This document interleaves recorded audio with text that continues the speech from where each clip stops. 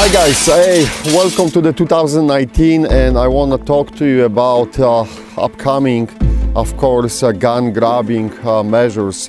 And for me, it is extremely disappointed to see, for example, Senator Feinstein repeatedly, over and over again, bringing the assault weapons ban and this newest 2019 version, which, by the way, she tweeted she's extremely proud of it. It's really, I don't even understand how is that possible that the sitting senator keeps going after the Constitution of the United States and is trying to neglect, maybe not neglect, but is working actively against the Constitution. And almost you can say conspiring, because what she's doing is actively conspiring against the Constitution of the United States, a Second Amendment. And she's proud of it, as she's saying. So I understand, if you don't like the Second Amendment or any other amendment, because some of the liberals saying that they don't even like the freedom of speech, but if you don't like some of the amendments, there is a process how to legally you can repeal the amendment. So as a lifetime politician in Senator Feinstein case, you should be aware of that process, that you have to go and follow the process. What part of shall not infringe, you don't understand, Senator Feinstein. And at what point we as a citizens, we have a right to call the people who are conspiring against the Constitution traitors. And I don't understand, maybe I'm missing something. As I said, there is a legal process, and if you don't like any of the amendments, if you will follow it, then you can, remove the amendments, or, legally remove the amendments. But creating some illegal laws, unconstitutional laws, and working and conspiring against the Constitution, in my eyes, that's a treason.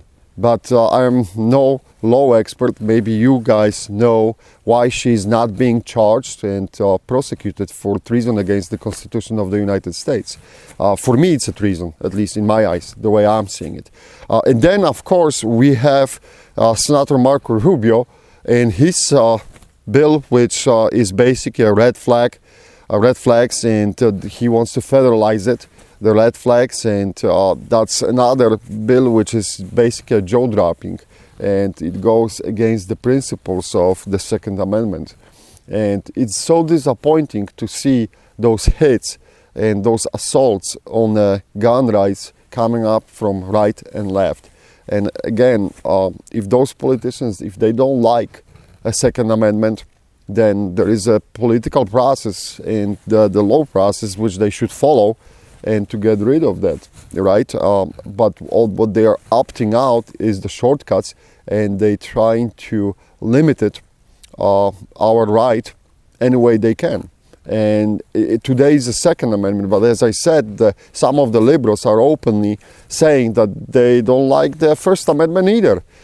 So those who are calling us a gun nuts or whatever, it's just, guys, watch out what's happening around you, because those politicians are on some sort of the crusade. And it's not just about the Second Amendment, I'm telling you. It's much more at stake. So we should be vigilant, stay involved in the political process too, because very often I see the gun owners bitching, moaning, and they are heroes on the internet, but none of them is going and actually voting. So if we'll have all the gun owners actually voting and choosing the candidates we deserve, we wouldn't have even that video today. There will be no reason to make it. Also, I want to bring your attention to the local level, guys. The state, the federal, we'll always get a lot of highlights and everything, because everyone is watching the federal level. But if you will pay attention to your state level legislation, there is some crazy stuff happening all over the country.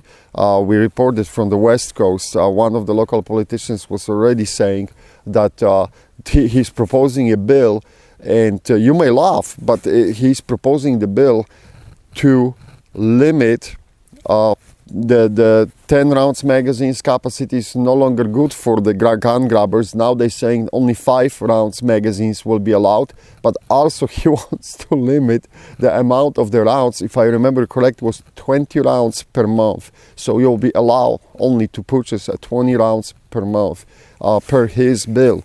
Hopefully it will fail, but this goes back to what I was saying. Some people, when we were talking about bumpfire stocks ban, and I was absolutely opposing a bumpfire stocks ban. I have never ever in my life used the bumpfire stock, but I was opposing it on the grounds that we cannot surrender anymore our gun rights. And some of you were saying, well, given the bumpfire stocks, they will leave us alone. Guys, they will never leave us alone. That example, you know, when they're going after the limiting how many rounds per month you can buy, that's just absolutely mind-blowing. And pay attention across the states, in the land of the Lincoln, again, there will be a complete assault on the gun rights. Watch it, guys, it's coming, because the last election was a complete flip and the gun grabbers took it over and they control everything right now. But it's across the United States, and it's not just the California, New York and New Jersey anymore. All right, guys, stay with us. We'll be always talking about the gun rights, supporting the gun rights, and fighting for the Second Amendment. And please, I'm begging you, be involved in the political process. Be involved in the political process on the local level, on the state level, and on the federal level. This is the only way how we're going to make the advances and how we can regain some ground. Thank you. Thanks for supporting us. Thank you, guys.